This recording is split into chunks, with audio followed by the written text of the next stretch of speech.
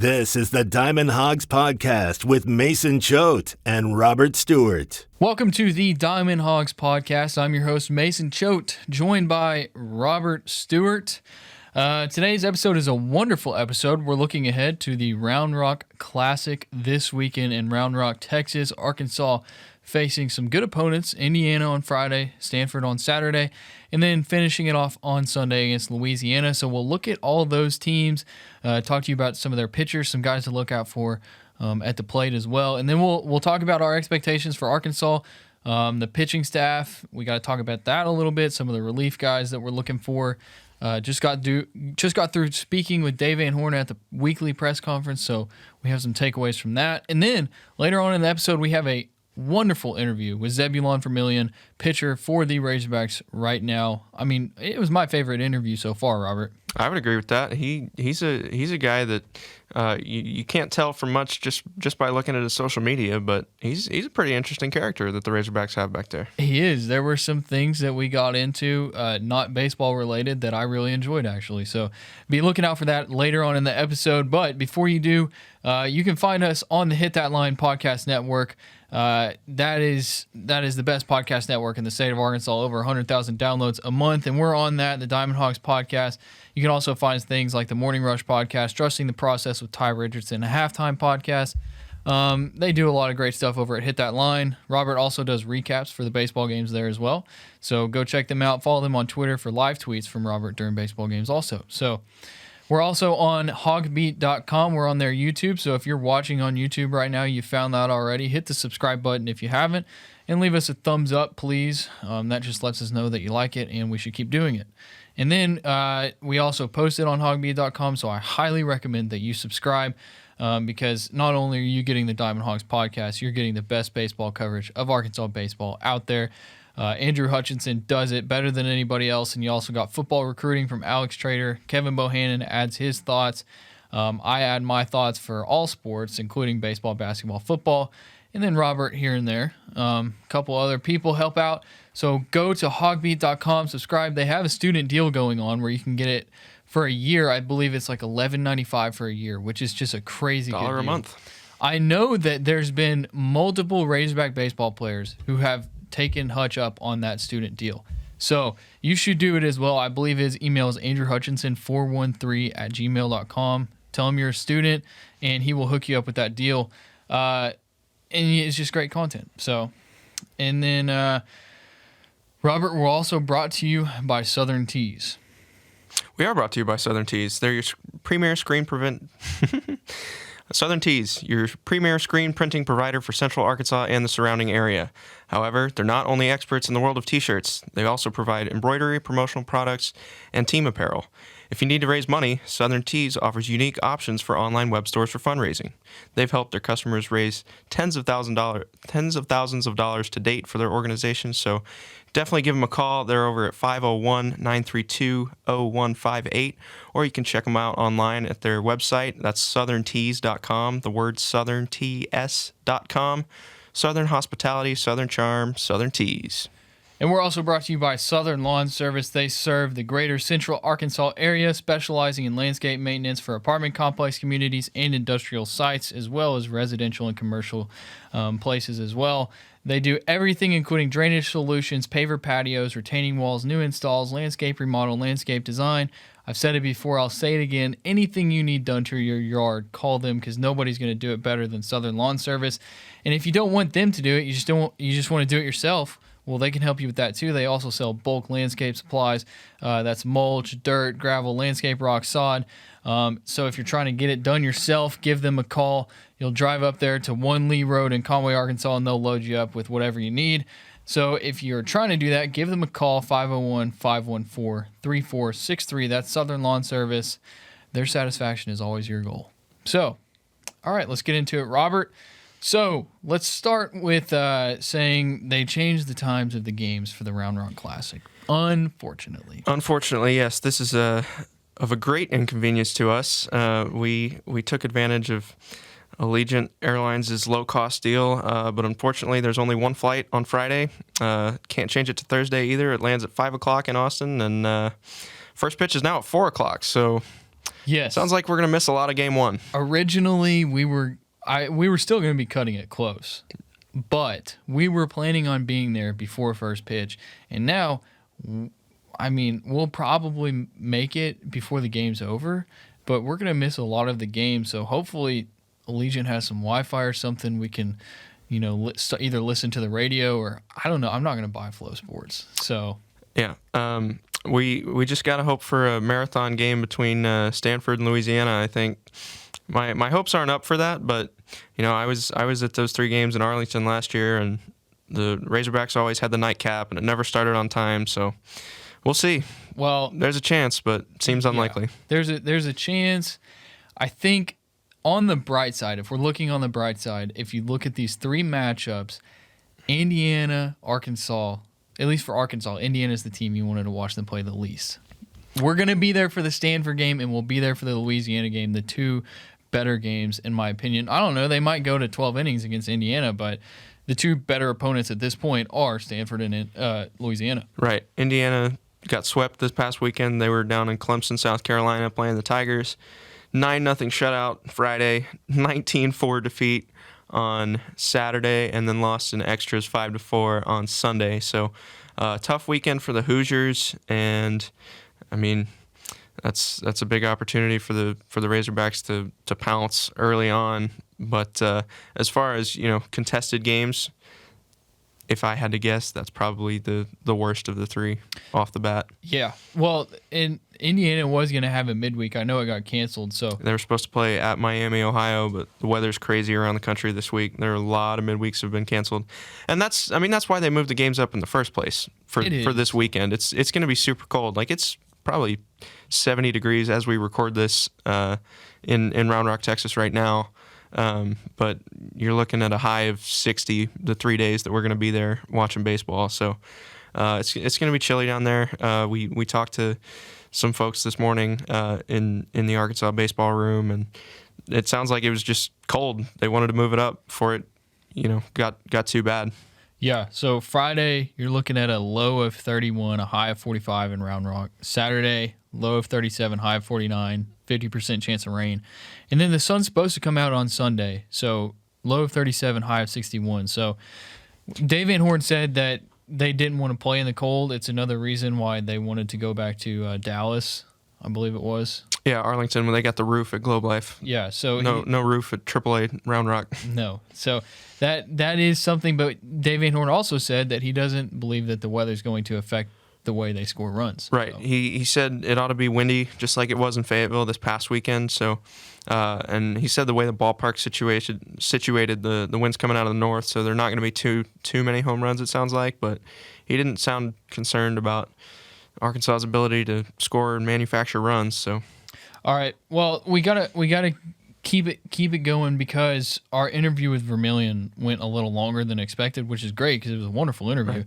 But that means that we don't need to keep this first part too long. So let's get into Indiana, which is the Friday opponent, 4:00. If you want to watch it, it's going to be on Flow Sports. I don't know if Arkansas is sending a radio team. I know Phil Elson isn't going. I was just looking at Twitter. Yeah, it said Phil said he's not going, but not sure what the guy's name who filled in for him on Sunday while he was calling women's basketball, but he's going to be there down in Texas. Okay, sweet. So Arkansas does get the radio team down there. So you can listen to that on a lot of different places, but the place I just go to is the Arkansas Razorback app. So go listen to it there. But okay, Friday at 4:00, first pitch, Arkansas versus Indiana. We know that Connor Nolan will be starting for Arkansas.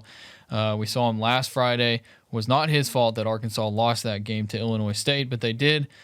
But I believe Nolan should have an easy time with Indiana. I mean, I look up and down this lineup that they have, and they've got 2 guys that hit 429 average last weekend. 3 for 7 or something like that. Let's see. One of them was 6 for 14. One of them was 3 for 7. And so the 3 for 7 guy, I'm assuming he played in 3 games but started 1, and that was Brock Tibbetts.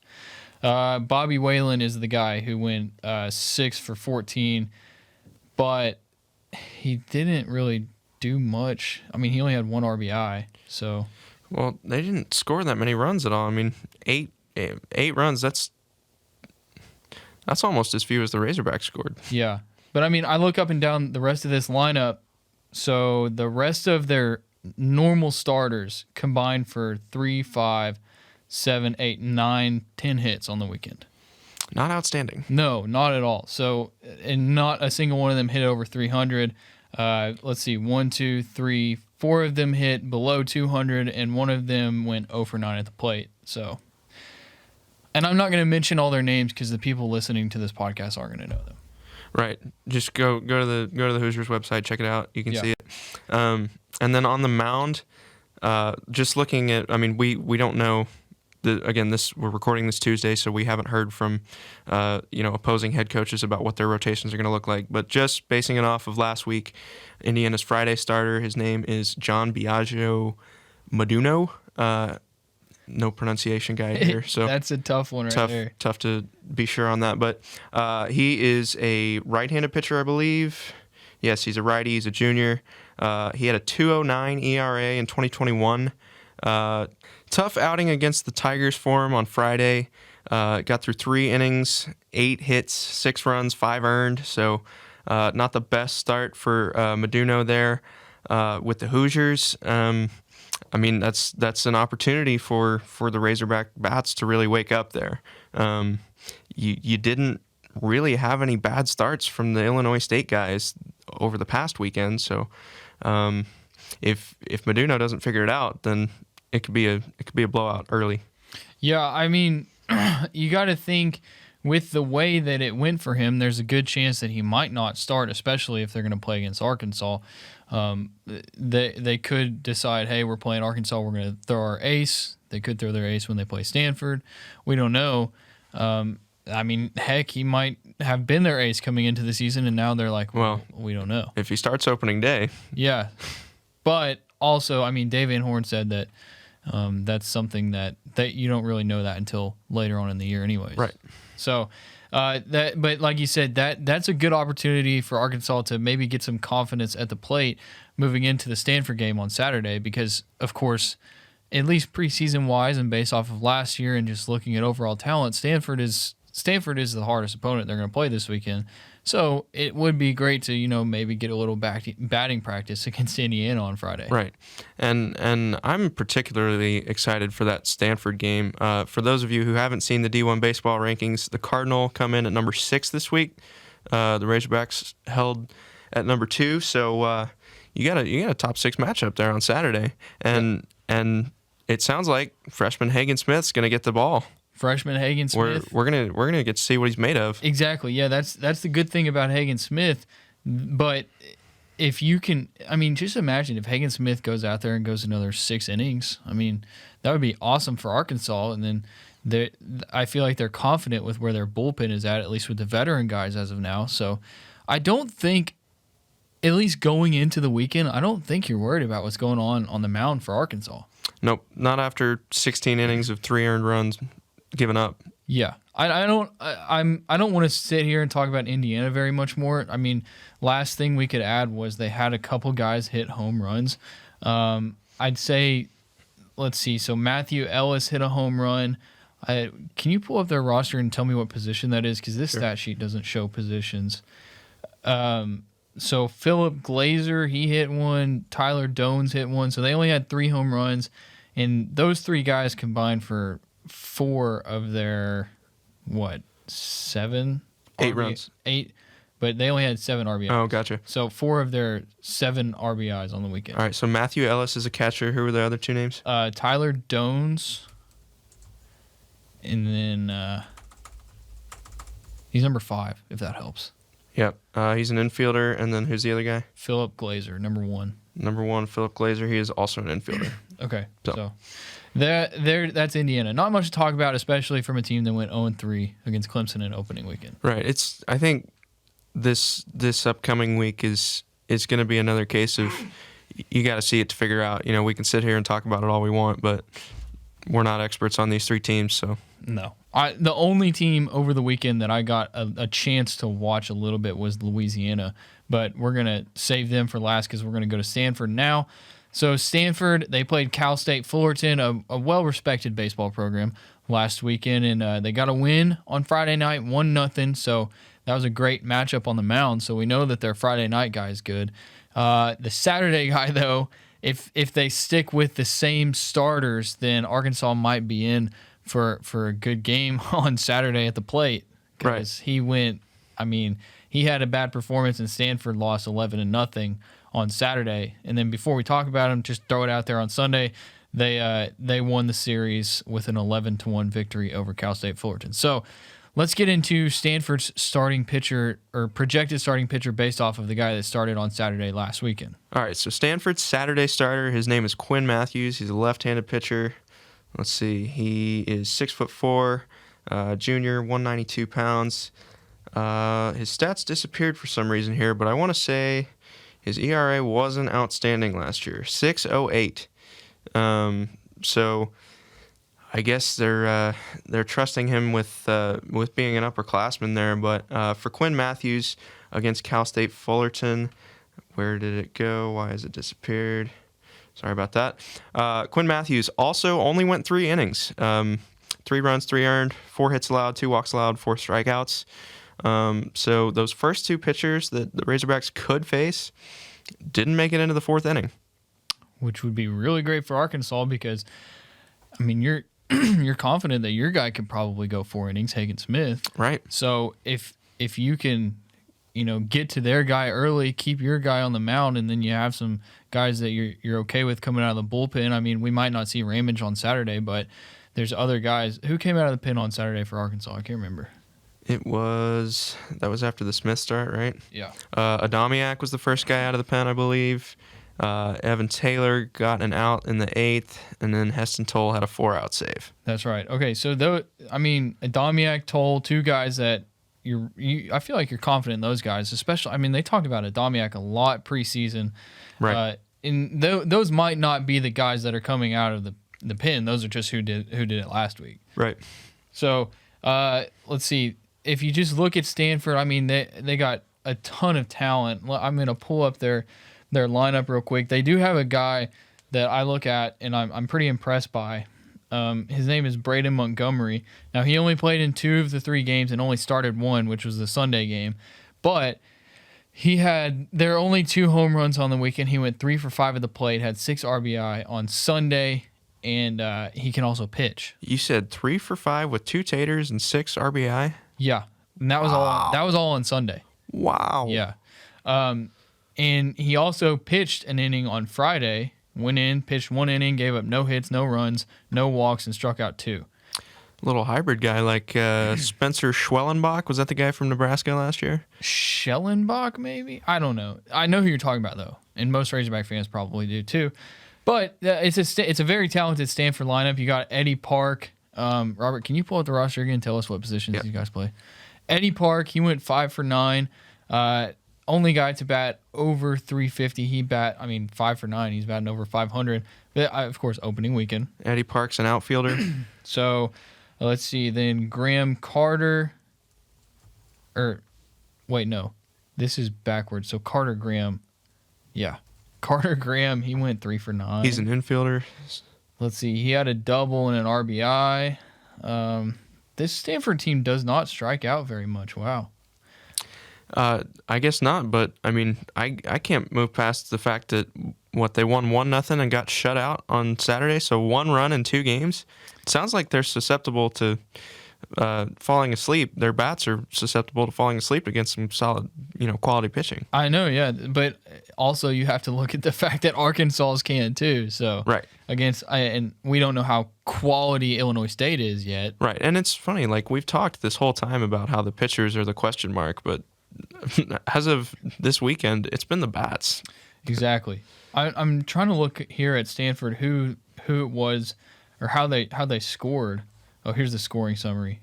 Bowser reached on an error by the Cal State Fullerton shortstop, and that was the only time they scored. So it was an unearned run. That's the only unearned run that won it in a 1-0 game for him. Yeah, and that was in the first inning. So that'll haunt you. Yeah. So that must have been like a hard game to watch. Yeah. Let me look at the pitching matchup. So you mentioned Williams is their guy who went on Friday night. Alex Williams threw 3 innings, gave up 2 hits, only had 1 strikeout. They only had 5 strikeouts combined in this game, but they only gave up 3 innings from the starter? Yeah. Huh. They gave up 5 hits, of course, no runs. But they threw 5 guys on Friday. I wonder if that was by design. Braden Montgomery, who we mentioned earlier, he got the save. So his 1 inning was the 9th, and he came in, got 2 strikeouts. So I guess Pretty he's clutch a closer, yeah. And he's a true freshman. Reminds me of that Florida State guy from the 2019 season. Remember in that 1-0 game in Omaha where he scored the run and then went down to the bullpen to warm up? Oh yeah, those guys just make you mad. Yeah, I don't know. If Arkansas had a guy like that, then you'd be okay with it. But it seems like Arkansas always gets matched up against a team that has a guy like that, and hopefully Braden Montgomery doesn't come back to bite us. But not us. I'm saying come back to bite us for saying it, but. Right. Not saying us as we are with Arkansas. Reminder that we are not affiliated with the University of Arkansas. Okay. Anything else you want to add about Stanford, Robert, before we move on? Because like I said, we got to keep this rolling. I'm just ready to see the game. I mean, top 10 matchup, early season. I think it was Christian Franklin last year who said, that college baseball showdown in Arlington was going to be like in Omaha before you got to Omaha. This one game against Stanford, that's going to be as close as we get to that this year. So yeah, well, that and the fact that you play against SEC teams who are probably going to. Well, but you're talking about a 1-game showdown early in the year, yeah. Yes. So I before we move on, I wanted to look back at their lineup from last year, see if any of the guys carried over to this year. Reminder that this Stanford team went to Omaha. Yeah, Brock Jones, he's a center fielder. He hit .311 last year. He had 18 home runs. Oh, my goodness. He led the team with 18 home runs, hit .311, had 62 RBI. That was a team high. So Brock Jones was their best guy at the plate last year. He's still on the roster. Christian Robinson, is he still on the roster? I don't think I saw his name. Drew Bowser, I believe he's still on the roster. Yeah, you mentioned him. So Bowser, he hit .302. Stanford had 4 guys hit over 300 last year. He hit .302, had 7 home runs. Who else did really good?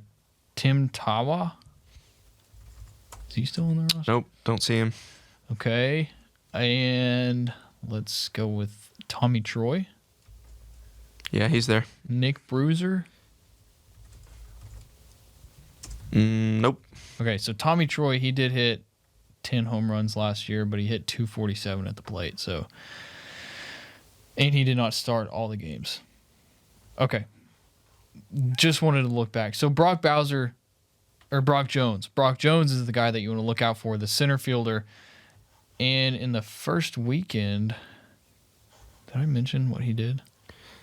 I don't think so. Okay. This is not good. Okay, here we go. First weekend, he went 2 for 8 at the plate, got walked 3 times, and struck out twice. Drew 3 walks. That probably tells you they were respecting his offensive abilities. Yeah. So, I mean, if there's a guy that you want to look for, it's number 7, Brock Jones Jr. Yeah, this dude looks like a ball player. Goodness gracious. Okay. Yeah. So Brock Jones for Stanford. All right. Let's move on to Louisiana. Reminder that that's a 4 o'clock game. All of these will be starting at 4 o'clock Central, barring the first games running long. Yeah, all games now moved to 4 o'clock. So Louisiana on Sunday at 4 o'clock. Robert, tell us what they did last weekend against a ranked opponent. Yes, they welcomed number 14 UC Irvine to town. Dropped the opener 7-4, but they came back to win that series, much like Arkansas did, with wins on Saturday and Sunday. Took Saturday's game 7-4, so I guess just the inverse of Friday, and then won the rubber match 5-3. So, I mean, it's a home series win, sure, but top 15 victory for the Raging Cajuns. That's nothing to sneeze at. No, I mean I watched some of the Friday night game. And they were just getting hit around. And they were getting hits themselves. Like, they were scoring. UC Irvine just outscored them. It was more of a you're going to win this game at the plate type of game. And then the next two games, they figured it out and they won. So, this is a team that can bounce back, just like Arkansas lost the opening game and then bounced back and won the next two. And you mentioned they're a team that can score. I mean, 7 and 5 runs Saturday and Sunday. That's more runs than Arkansas scored all weekend. So, and you're looking at it, Jackson Wiggins is going to be the guy pitching against them. So, And he's a guy that got hit around by Illinois State, figured it out. But last year when he got hit around, it all went downhill. So are we going to see that Jackson Wiggins, or are we going to see the Jackson Wiggins we saw against Illinois State, where he'll give up some hits, but he figures it out and he gets out of jams? Right. So, and maybe you'll have Cole Ramage to come to the rescue again. Okay. So tell us about the pitcher that we might see for Louisiana. All right. Louisiana's Sunday starter of the three guys that I've talked about so far, he's the one that who made it the furthest. He got through 4 1/3, so not out of the fifth, but he got close. That it's better than 3 innings. Goes without saying, but 5 hits, 3 runs, 3 earned, no walks. Always love when your pitcher doesn't walk anybody, and 3 strikeouts. Jeff Wilson, let's see more about him. He is a righty, 6'4", 225, senior from Plano, Texas. And I want to say his ERA last year was really good. Yeah. In 14 appearances, he had a 1.84 ERA. So not exactly the best start. Not making it out of the fifth. Maybe he was on a pitch count. He threw 64 pitches on Sunday. So, it's tough to draw too much not having watched the game. But a guy that had a pretty respectable season last year. So we shall see. We shall. I'm pulling up. So they don't have their stats loaded up as like an actual PDF for the season. It's only last season's stats. So I'm pulling up the game-by-game box scores. They do play midweek, and we're recording this on Tuesday afternoonish. Yes, so they'll play Southeastern Louisiana tonight. Not tonight, Friday. Tuesday night. Yeah, Tuesday night. Southeastern Louisiana, who will come to Fayetteville, I think, next week maybe. They're early on in the non-con schedule. I know they'll be here for a weekend. So on Friday night, let's see, they scored 4. I'm trying to look and see real quick who did the best. So Jonathan Brandon, their third baseman, he had 2 RBI on the night. Carson Rockefort, I'm going to guess that's how you say it, first baseman, he also had an RBI. Connor Kimple, the DH. Kimple struck out twice. He went 1 for 4 with an RBI as well. So let's see how those guys did, because I want like some consistency of, are these guys going to carry it over? So that's Friday night. Let's go to Saturday when they won 7-4 over UC Irvine. Let's see, Kimple went 2 for 3 with 4 RBIs. So Kimple, the DH, he's a guy to look out for. Tyler Robertson, the third baseman, mentioned him. He went 3 for 4 with an RBI, scored 2 runs. Who was the other guy? Rockford, he went 0 for 2, but he did have an RBI. So those seem to be the 3 key guys, and they're right there in the middle of the lineup for them. Let me see if I can get Sundays pulled up real quick. Okay, here we go. So the same guys on Sunday, they won 5-3 on Sunday. So Kimple, 2 for 3 with an RBI, but he played in left field, so he's an outfielder or a DH. And then Rockfort, 1 for 3. He had 2 RBI. So Kimple and Rockfort, the DH and the first baseman, those are the 2 guys you really want to look out for. And then Jonathan Brandon, that's the name of the third baseman, right? Yes. No, Tyler Robertson was the third baseman. So Jonathan Brandon's an infielder. But he's listed as the third baseman here. Oh, Robertson played right field on Sunday. Gotcha. So they're going to move some guys around, possibly. Well, based on those stats, I mean, it sounds like Louisiana is the most offensively potent team through 1 week of the season.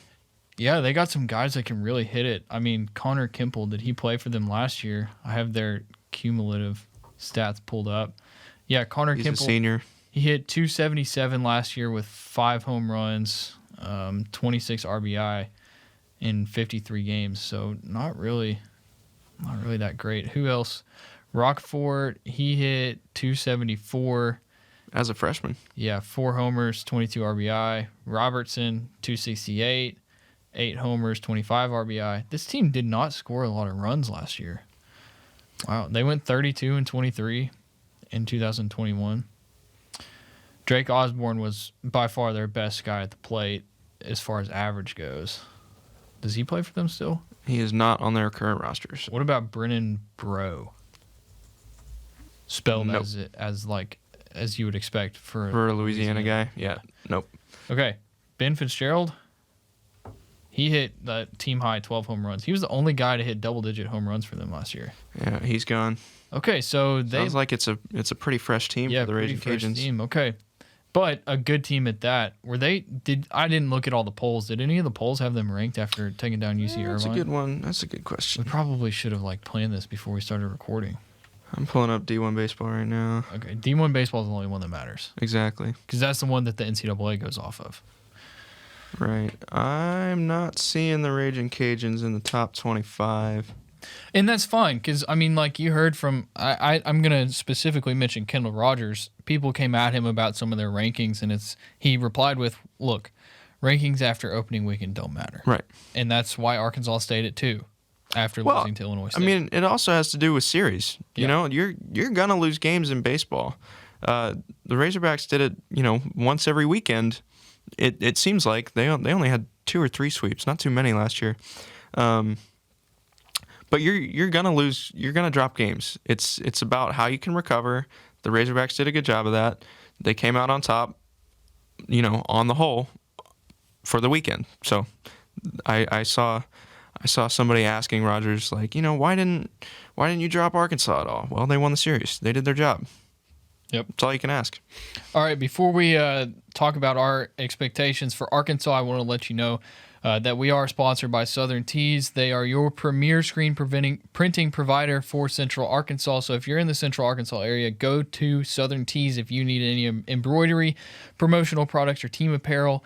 If you need any custom t-shirts, anything you need, hats, they have it all at Southern Tees. Also, if you want to raise money, they offer options for that as well. They've helped customers raise tens of thousands of dollars, and they can help you also if you give them a call at 501-932-0158 or check them out at southerntees.com. That's the word southernts.com.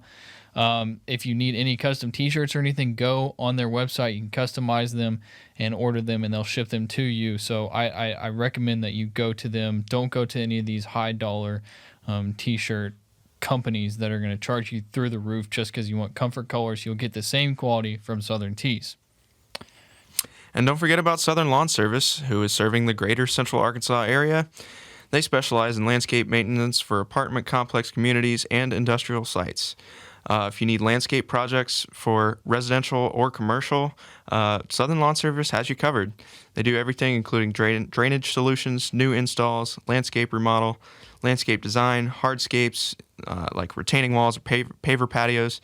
They got you covered. Now, they also sell bulk landscape supplies to the public, so like mulch, dirt of many grades, gravel, landscape, rock, sod, whatever you need, they've got it. They're located at 1 Lee Road in Conway. Go pay them a visit, or you can give them a call at 501-514-3463. That's Southern Lawn Service, and they've got you covered. All right, let's knock this out real quick, Robert. We kind of hit a lot of this in our recap of Illinois State, but just talk about some of our expectations. Let's start behind the plate. So Dave Van Horn said he's not sure if Dylan Leach will catch a game this weekend. But he also didn't have anything negative to say about him. No, he didn't. Of course, he's not going to say anything negative about him after one weekend. But we know the way he performed. There were some iffy things, and sure, he eventually in Sunday's game that Dylan Leach started went to Michael Turner. Right, and a lot of people that were speculating that he didn't get that bunt down, and ended up striking out a second time. A lot of people were speculating that was the reason that Van Horn pulled him, but he sort of put that to rest this morning, said, even if he had got it down and reached base, I was about ready to pinch run for him. Yeah. So he just wanted to go to Michael Turner, the more veteran guy, for the later innings. And then as far as we know, no other shakeups as far as starters go. I mean, No, Borfin. The one guy he mentioned was Borfin. He wants to get him back out there. He said, I think he went 0 for 7 this past weekend. He knows that's not who Borfin is. He's going to get back in the field on Friday. We know that much. And, maybe he'll get a few hits to drop for him this weekend in Texas. Yeah, I'm trying to find the exact quote he had on Borfin. Here we go. When you look at the weekend Jace Borfin had, that's not him. I think he was just trying too hard. He had a couple really good weeks offensively against our pitching, which is every bit as good or better than what we saw this past weekend, and he hit it right and left. So he's going to put him back in the lineup Friday. He said then Lanzilli will probably go to DH. Wait, if you put Borfin in, so Webb's probably not going to be in the starting lineup. I think, and I mentioned this last episode, my ideal lineup is Lanzilli, Borfin, Gregory from left to right, and then Slavens as your DH. But if he wants Lanzilli to be DH, then I imagine it looks like Gregory. Well, no, because they were doing Borfin left, Gregory center, and Slavens in right for the scrimmages and opening day. So that's probably what you'll see if Lanzilli moves out of the outfield.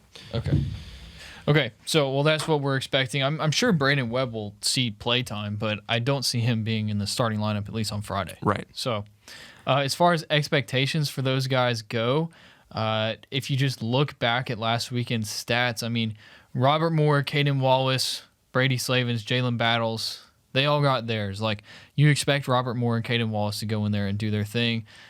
Slavens is a guy that you know he's going to hit the ball. I mean, that's what he is. He's a hitter. Jalen Battles surprised some people, but we had heard that he's better at the plate. He went 4 for 11 with 2 RBI. Right, he quietly had a really good weekend at the plate. He did, yeah, including the homer. So if there's any guys that you want to see pick it up, we mentioned Borfin. He goes 0 for 7. Michael Turner, I mean, he went 2 for 8, but he had a big double in Saturday's game. So he can do it, and we know he's a great hitter, but you'd like to see a little more from him. Of course, Stovall took him a minute to get it, got his 2 hits on Sunday, but he only went 2 for 13 on the weekend. But you know what Peyton Stovall can do. He'll probably get some big hits this weekend. Right, and if he sees a lot more pitches, he's going to be fine. We talked to him after the game on Sunday. He said he felt a little more relaxed, I think, is what he talked about, and he wasn't trying to chase pitches. He was letting the game come to him. He just sounds cool, calm, and collected. I mean, he's very mature for his age, and I think you're going to see him develop pretty quickly. Anything else with the lineup? Because, I mean, the only other guy that we saw, aside from the ones that we've mentioned, was Drake Varnado, and he came in to pinch run. Right. Yeah, I mean, I think the infield's about as solid as you can ever be. I mean, I think the only reason you might ever see changes there is, if it's late in a game and you see a blowout, you want to get some of the freshmen some reps, or if God forbid one of those guys goes down with an injury. Yeah. We talked about how healthy this team was last year. I mean, they need that again this year with the core infield that they have. For those of you curious about who you might see out of the bullpen, so last weekend we saw... Dave talked about a lot of guys. Yeah, last weekend we saw Zebulon Vermillion, who you're about to hear from in a minute here on the podcast, Gabe Starks, Hagen Smith started, Mark Domiak, Cole Ramage, Zach Morris, Heston Toll, Evan Taylor. Those are the names, but as you know, there's a lot of other names that could come out of the bullpen. And Dave Van Horn mentioned a few on Tuesday. He said Nick Griffin, they almost got him out there on Sunday, but he's a guy that they're really excited about, could possibly end up being a starter for them. Isaac Bracken, another guy, former starter. He's been hurt, but... Both a couple of guys who have been dealing with injuries, but it sounds like they're getting pretty close to being full. Another few names he mentioned, Elijah Trest. He said he's throwing it well. Evan Gray's throwing it well. Trest was warming at least once or twice. On Sunday, yeah. On Sunday, there at the end when we were a little worried about Ramage, but eventually Ramage finished it off, as we know, the 4-inning save. Last ones he mentioned, so I said Evan Gray, and then Nick Moten, the freshman. So apparently he got sick over the holidays. That's something we've heard, but Van Horn said he may be on the mound this weekend, or maybe a midweek. But Nick Moten is another one of those freshmen that we're really excited to see. Right. It's, like we've said every episode so far, they've got plenty of time to experiment. Round Rock's going to be another great example of that, especially against, it feels like Indiana, right? That we've decided that's the softest of, or the weakest link, I guess. So if you don't really have to stretch Noland if you want to get a lot of guys innings on Friday, because you're going to want to go with your trusted guys, particularly against Stanford and also against an offensive team like Louisiana. All right. Well, that's gonna wrap it up here. Before we get to Zebulon Vermillion, I do want to remind you that we are brought to you by Southern Lawn Service. You've heard it before, but basically anything you need done with your yard, call Southern Lawn Service. They will take care of literally anything you can think of. They do it all, and they also provide it all. If you need mulch, if you need dirt, if you need rock, whatever you're trying to do for your yard, go pick it up at Southern Lawn Service. I've said you don't want to go to Lowe's. You don't want to go to Home Depot. Don't go to those places and pay through the roof for any of that stuff that you need for your yard. Just call Southern Lawn Service. They'll hook you up with a good deal. And you can go see them at 1 Lee Road in Conway, Arkansas, or give them a call, 501-514-3463. And don't forget about Southern Tees, your premier screen printing provider for Central Arkansas and the surrounding area. But they're not just experts in the world of T-shirts. They've got embroidery, promotional products, team apparel. They do all of that. And if you need to raise money, Southern Tees offers unique options for online web stores for fundraising. Already, they've helped their customers raise, tens of thousands of dollars for their organizations. So you could be next. Just give them a call at 501-932-0158. Or you can check them out online. Their website is southerntees.com, southernts.com, Southern Hospitality, Southern Charm, Southern Tees. And now a great interview with Zebulon Vermillion. You will not want to skip through any of this. Listen to all of it. It's awesome. Here is Zebutron. The Diamond Hawgs Podcast is the premier Razorback baseball podcast. All right. We now welcome on Zebulon Vermillion, starting pitcher last year and right-hand pitcher for the Arkansas Razorback baseball team. Zebulon, first of all, thank you for joining us. Second of all, first question, I guess, just opening weekend. You mentioned before we started, didn't get off to the way you guys hoped, of course, but it finished off. You guys got the last two games. So just overall thoughts of opening weekend against Illinois State from you. It was a great opening weekend. I feel like fans were there to support us, just like they always are. There was a great atmosphere at the games. Taking an L on the first day isn't what we planned, but we learned from it. We came back with two really good games Saturday and Sunday and came out with a win, which was huge for the program. And it's given us a lot of momentum going into Round Rock this weekend. So the big question mark for a lot of people going into this season was pitching, just because it's an unknown. There are a lot of guys that we saw this weekend that fans got a better look at. But let's talk specifically about the starters. You had 5 innings from Connor Noland, 6 from Hagen Smith, and 5 from Jackson Wiggins on Sunday. What'd you see from those 3 guys in particular? So opening weekend, it's always good to have a starter go 5 innings. All of our starters were on a pitch count, so we couldn't just let them ride out. I know Hagen did really well, and if his pitch count allowed him, he could have gone further into the game. But we really just asked our starters to give us 5 good innings so we could have a nice, solid back end and let our bullpen do some work at the back end of the games. But, everybody threw the ball well. We threw strikes. We didn't get them a lot of free bases. And I think we pitched pretty well out of the starting position. And then just while we're on the topic, let's talk about the relievers. Of course, the big news was Cole Ramage on Sunday. It goes 4 innings, gets the save. So maybe just talk about Cole. Did you see that coming from him? And then your performance as well on Friday, you did well. And anybody else who came out, we saw Mark Adamiak. But start off with Cole, and then you can go from there. So, me and Cole have been playing together for this going on 5 years now. So I've seen all the work he's put in the process we've gone throughout the years. And I've never seen Cole pitch this confident and this well. He's just really into another zone mentally. He works hard at his craft, and it's really showing this opening weekend. And we've barely touched the surface with our bullpen this weekend. Cole coming in twice. We saw a little bit of like Evan Taylor and Heston Toll come in for a batter or two, and Zach Morris. And Mark did great, and whoever I'm leaving out that we brought into the game. But we still have like bullpen's arms like Gabriel Starks, who came in, Elijah Trest. I mean, a lot of freshmen who haven't gotten to throw yet that are very talented, like Brady Tigert and maybe some others. But we've just scratched the surface with our bullpen, and I'm sure as we go along the season and get deeper into the closer to conference play and really dig into who's going to earn their roles or whatnot, we'll see a lot more bullpen arms come in that really haven't shown themselves yet. Now, you got an inning in on Friday as well. I think you got 2 big outs there in the 8th and then one to start the 9th. How would you assess your performance on Friday?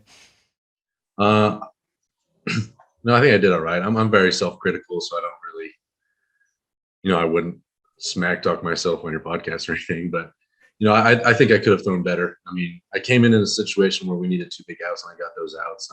And I didn't perform as well as I wanted going into that next inning, but thankfully Gabriel Starks came in and saved me and got some outs and some clutch plays to save those runs to at least give us a chance to win that game. Now, I want to, before we get to some questions just specifically about you, I want to talk about the team as a whole. You were part of those 2018, 2019 College World Series teams. I'm curious what you think about this year's team in comparison to those, and if you think that this year's team is on the level of those 2 teams that were filled with talent. Of course. I mean, every year I feel like we have gotten better as a program. I think the talent goes up every year. I think a lot of it just has to do with the experiences we encounter throughout the season, how tough the players end up being, and the camaraderie the teammates gain throughout the season. And 18 and 19, I mean, we loved each other and we fought for each other. And I would say like every team that I've been with consecutively has just gotten better. And maybe things just didn't fall in accordance to what we could have done or should have happened those other years. But talent wise, this year is the best I've ever been on in all areas of the team. And I'm really excited for what this team will do this season. Now, if you look at last year into this year, it's hard to overstate how much Kevin Kopps meant to your team in 2021. Now, that's needless to say a pretty big loss, but where do you think the Razorback pitching staff has improved the most from 2021 to 22? I think the big improvement is just understanding ourselves as a pitching staff. I mean, obviously we relied a lot on Kevin last year, but he's not here. But there's not saying someone won't step up like him this year.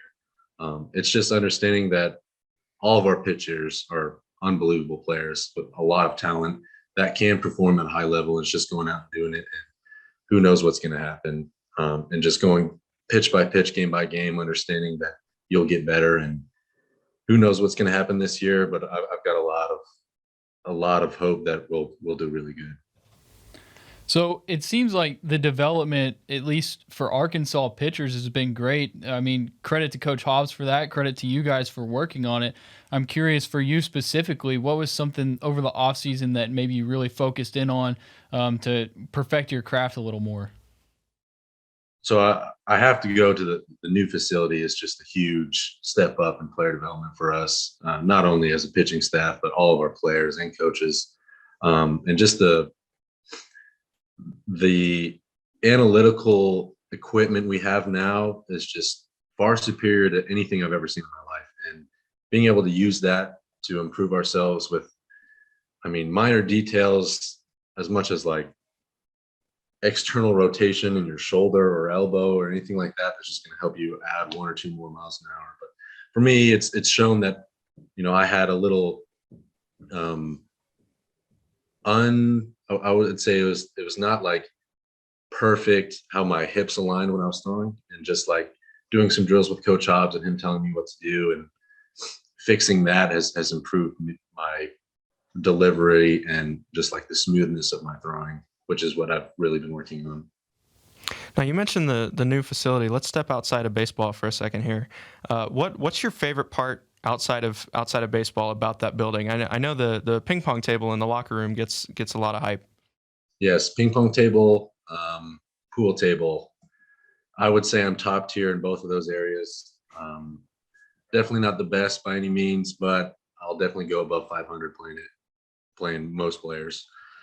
I think the new locker room is just an amazing environment to be in, and just like the openness and I mean, just things that I've seen in the past to now have just improved greatly. And it's only because, Coach Van Horn's done a great job coaching us, and we've improved every year.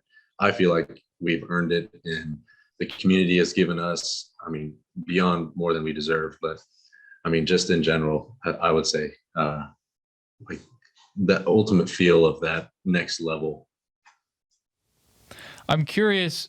I'm sorry to go back to the ping pong table, but we talked to Michael Turner, and he said that he's the best ping pong player on the team. Is that true? Oh, for sure. Yes. Okay. I mean, he does have a bit more of experience because, I mean, in the past, we've only had a pool table. And when Turner was at Kent State, he said all they did was play ping pong. So, I mean, he's had a little more experience. I never played ping pong until we got this table. And I would say I'm probably top 1% of the team for sure. Okay. Well, congratulations on that. All right, so going back to baseball for a minute, we saw you in a starting role opening day last year, and then a few times more throughout the season. But we've also seen you look pretty confident as a reliever. So I guess, what are your thoughts on that?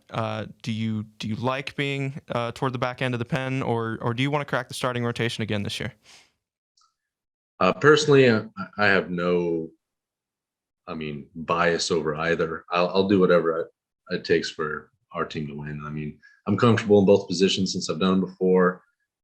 It really comes down to my confidence in how well I'm pitching and whether or not the coaches put me in a scenario or situation. I personally don't think about whether or not I want to drive to be a starter or drive to be a closer or middle reliever or anything. I just pitch to my ability, and whatever happens, happens. And I just want to give our team a chance to win in whatever situation I'm put in. All right, this is my type of analytics, but I look at you and I've seen you with and without the beard. And with the beard, you look a million times more intimidating. Was there like a moment where you were like, I'm sticking with the beard, I look like I could get anybody out, this is what I'm going to stick with? Yeah. So when I came into Arkansas as a freshman, I was same height, 6'5", 180 pounds, and I was baby faced, and obviously I wasn't super intimidating. And throughout my career here, I've put on about 60 pounds. I'm right at 240 right now, and I could start to see like I'm a lot more intimidating. I mean, personality wise, I don't think I'm a very intimidating person, but looks definitely can be deceiving. And when I started to grow my beard, I was like, it's pretty comfortable and it makes me look a little meaner. So I'll just rock with it. And as long as Coach Van Horn allows it, I'll just keep growing it. All right, cool. On the topic of appearance, why do you wear number 88? There's nobody else even on the roster in that neighborhood of numbers. What's the story behind that? I just think it's unique. I mean, how many people have you met with the name Zebulon Vermillion? And how many people have you met with the number 88? I mean, it's just uniqueness. I want to stand out. And it's just a personal thing. I mean, I could wear any other number and be fine with it. I just thought it would be unique. Well, I love it. I think it's awesome. And as far as uniforms go, which one's your favorite? Because everybody always drools over the Sunday creams. And don't get me wrong, the Sunday creams are awesome. But personally, for me, I really like the red top, white bottoms. I'm curious what you think. So every year before we got the red tops, I was a big fan of the creams. But yes, once we got the new reds last year, I really started to like those, especially because it was something new we hadn't had before. And I like the whites this year, to be honest. I kind of like the just overall whiteness, and it's a good fit for me.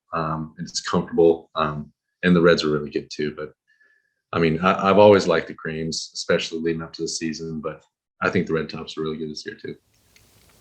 So right before this call, we were looking at your Twitter, and it looked like it was baseball. Is there something that you enjoy doing outside of baseball? You have any big hobbies?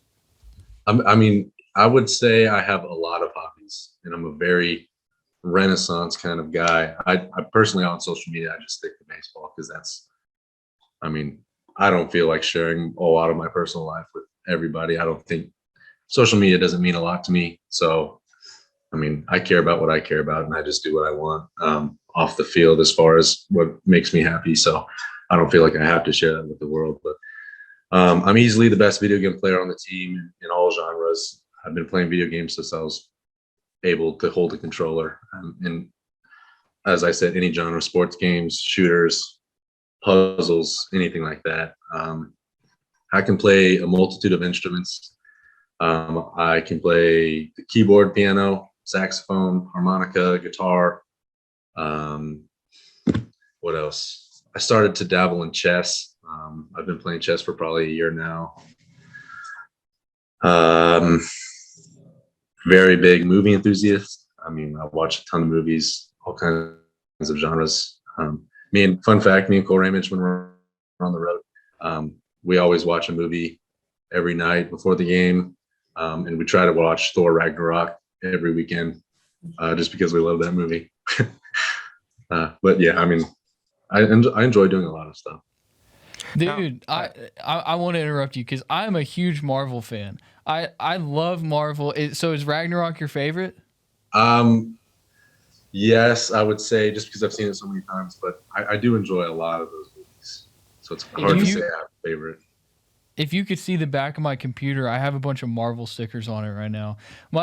Okay, so I'm sorry to get off track, but what do you think of the new phase so far? I'm assuming you've seen the new movies and you've seen the TV shows on Disney Plus. What do you think? I get it. Like they're trying to appeal to a wider audience as far as like, I don't know. I really like the new Spider-Man. The new Spider-Man is really good. I will be honest, I didn't really watch a lot of the TV shows just because I'm not a huge fan of Wanda or Vision or Hawkeye or Loki, really. But they're pretty good. I wouldn't say Marvel is like one of my favorite things. I watch them multiple times just because I enjoy watching movies. But Star Wars, Lord of the Rings, those are like my two go-to kind of things. Okay. One more. I'm gonna interrupt you one more time. Sorry. So you play video games. You said you play a multitude. Are you a big Madden guy?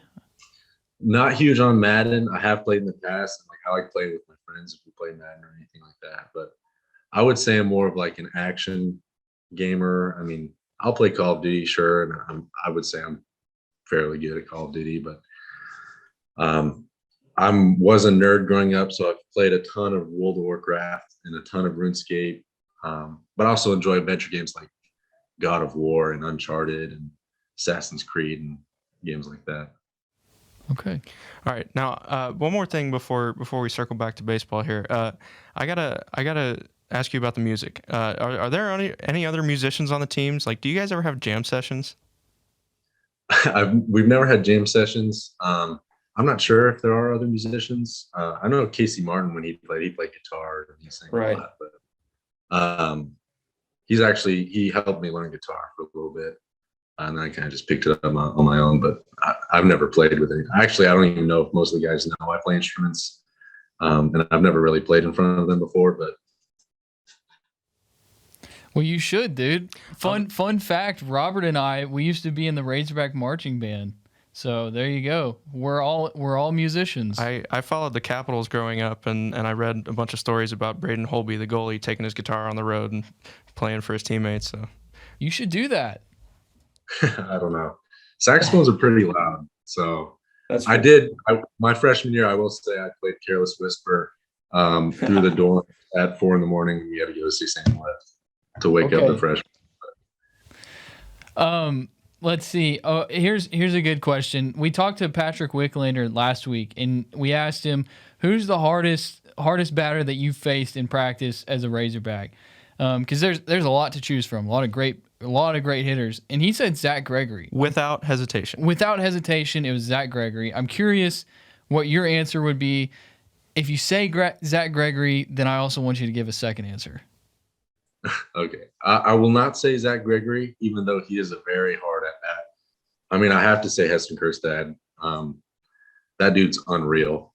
Like, and especially because I faced him 3 years in a row in inter squad. So I probably have 100 at bats against him. He's probably batting 600 off me.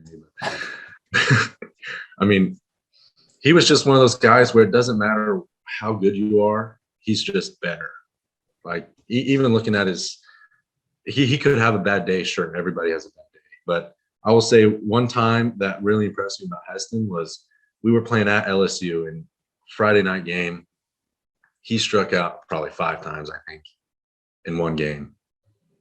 And obviously, like, the crowd was railing him. And then the next day he had like 2 home runs and like had a walk-off hit or something like that.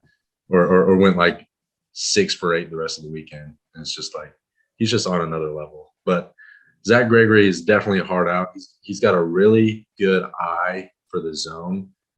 So he doesn't chase at pitches, and he knows when pitches are balls, and he fights off everything. And he's just like a pest in the box. That's certainly what we saw this weekend. All right, just a couple more here. This episode will be coming out Friday. That's the first day of Round Rock Classic. What are your expectations for your team and the 3 teams you're playing? And these early season tournaments, you've done a lot of them now. Do you enjoy going to these?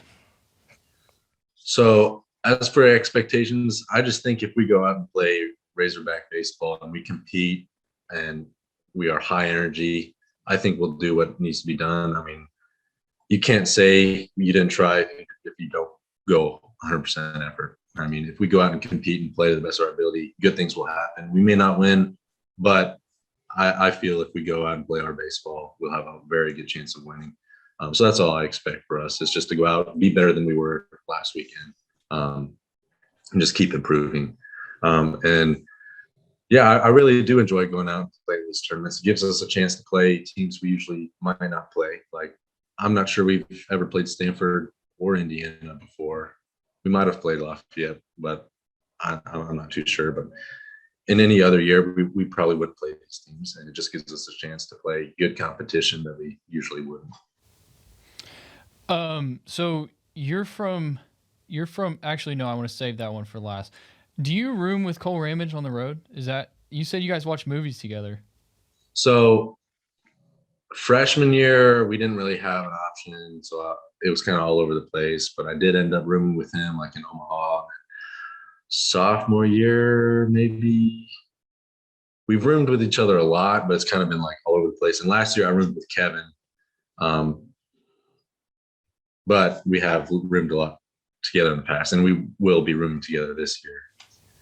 So do you have any crazy Kevin Kopp stories to tell us, or no, you just want to leave it? I mean, everything he did was kind of crazy. Like, I will say, like, he's a great dude, and I wish nothing but the best for him. But I would come into the room and, like, I'd be ready to go to bed, and I'd be eating like the box of pizza that we had and drinking water or whatever. And I look over and Kevin's just like busting out abs and working out before he's going to sleep. I'm just here eating a piece of pizza, laying in bed, like being lazy. And he's just drinking beet juice and doing abs before he goes to bed. But he just wanted to be great, and he did what made him happy. And I mean, he was a great dude. I miss him. Grind never stops, I guess. Wow. No. Oh, so we also asked Wicklander. We said, did you get in on the beet juice trend? He said he tried it, but it was like the worst thing ever. Did you try it as well? Oh yeah, it's disgusting. I don't know why he drinks that, to be honest. Okay, because I mean, everybody was saying after Cole Ramage on Sunday, they were like, well, he must have been drinking some beet juice. Do you think Cole, I mean, took some stuff away from Kevin? Because it looked like his off speed was working really well, kind of like Kevin's did last year. Well, I know Cole is really smart, and he knows his body really well, so he can make minor adjustments. And over these past few weeks, he's worked a lot on the slider for sure, and he's found a grip that he's really comfortable with, that he can throw with good intent. And I think that's really showing his improvement throughout the past couple of weeks, and maybe throughout this fall, of how well he's worked with his stuff. And he's always had a really good curveball. And he's just found like another level of confidence, which has really propelled his stuff to be a lot better. And just Cole, when he throws with confidence and intent, is just a really good pitcher. And he throws a lot of strikes. So, I mean, and we saw that this past weekend, and I hope he continues to do that throughout this year. All right, so I think this is the last one for me here, but as I mentioned earlier, everybody had a lot of questions about the pitching staff going into the year. What is left for you guys as pitchers to prove or figure out before Kentucky comes to town in mid-March and you get league play going? Our pitchers are so talented that I believe if they just go out, trust in their stuff, and pitch the way that they know they can, I mean, we're going to be one of the best pitching staffs in the country for sure. But things don't always go as you might plan, and who knows where we'll be 2 weeks from now or next week or this weekend. But once we get some experience under our belt, we get freshmen getting some outings and appearances in, and once people get more comfortable with how the season's going to work and just continue to get better each time they throw, I think that the ceiling's the limit for this team. Same with the hitters for sure. All right, this is gonna be the last one for me too. You're from the Kansas City area. Are you a Chiefs fan? So I'm not a huge football fan, and this past postseason, my mother put this in the best way possible. I have a lot of friends that are Chiefs fans, and so if the Chiefs win, awesome. I can cheer with my friends. But if the Chiefs lose, I'm not upset about it. So, I mean, it doesn't really affect me. I was born in Vail and grew up, the first 5 or 6 years of my life, I was in Denver, the Denver area. So my dad has always been a Broncos fan, but he also doesn't really like football that much. So it's like, I just cheer for whoever I like and whoever's winning probably. Well, resident Chiefs fan Mason had to ask you that question. Yeah, I'm a Chiefs fan. So you're from Prairie Village. Is that near Overland Park? That's like right by Overland Park, is it not? Right next to it. So Overland Park is like it's really fancy nowadays. I mean, you guys got a Topgolf there, the Q49's over there, or is it Q30? It's Q39. Do you like Q39? Have you been there? I have not been there. I am a Oklahoma Joe's through and through. Okay. KC Joe's now, but that's the only barbecue place I go. It's the best barbecue on the planet, and nothing comes close. And actually, fun fact, on my glove, we usually have like a saying or something. Mine's Rocket Pig, and that's because it is my favorite barbecue sandwich from KC Joe's. So shout out them. Right on. Wow. Fun fact indeed. I'm sorry to keep asking you questions. So as far as the gloves go, do you like custom order those? Do those go through the team, or do you get it yourself, or what? So it depends on. I'm not sure how other schools do it, but this year we are affiliated with Rawlings, and so what will happen is Clay Goodwin, our director of operations, will send us a link where we can customize our own Rawlings glove, and then he just puts all of our customizations into one order, and then he orders them, and we all get them. I'm not sure how all of it works, but that's all I do is I customize my own glove, and there are some restrictions on it, obviously, and that's what all the players get. Okay. I think this will actually be the last one. I don't know if you saw. I'm sure you know about it because you're a baseball player. You're in it. You're in all of it. But Vanderbilt now has these Apple Watch things where the coach can like tell the pitch on the Apple Watch and everybody on the field sees it. I don't know if you saw that or if you've heard of that, but is that something that maybe you guys have talked about or are interested in, or is that just a Vanderbilt thing or what? Do you know anything about that? As far as us, I haven't heard that we're going to start doing that or anything. Cool, I guess. I think I don't really have an opinion on it. It's not something that I think we'll go to this year. Maybe we will. I don't know, but I don't see the reason for it. We have a good plan in motion right now as far as signs go and whatever, and most guys are on board with that. So I don't know why you would fix what's not broken. Exactly. I'm with you. The less technology, save replay, of course, the better in baseball, I think. Yeah. Okay. Well, Zebulon, thank you for taking some time to talk to us. This was probably my favorite interview yet. You were awesome, dude, and we hope that we can maybe have you back on sometime throughout the season. No, thank you very much for having me. I appreciate it. Yep. Have a good one, Zeb. You're listening to the Diamond Hawgs Podcast with Mason Choate and Robert Stewart. Zebulon was brought to you by Southern Lawn Service. They serve the greater Central Arkansas area.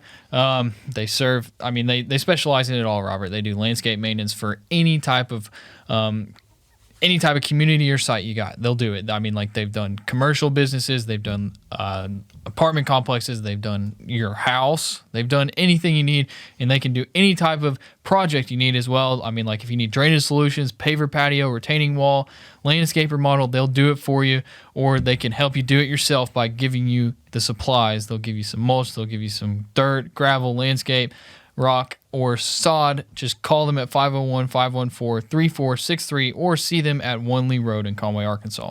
And don't forget our friends at Southern Tees. If you're in Central Arkansas, they've got you covered when it comes to screen printing, embroidery, promotional products, team apparel. They do it all. If you need to raise money, why not go to them? They offer unique options for online web stores. They've helped their customers raise tens of thousands of dollars already. So if you need to fundraise, go give Southern Tees a call.